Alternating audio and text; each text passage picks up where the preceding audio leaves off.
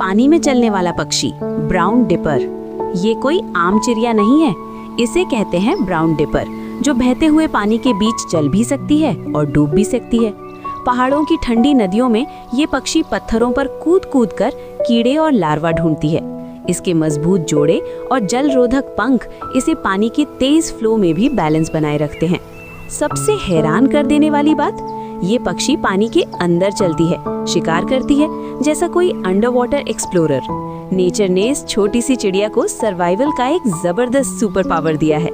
प्रकृति सच में हर दिन हमें आश्चर्य करती है।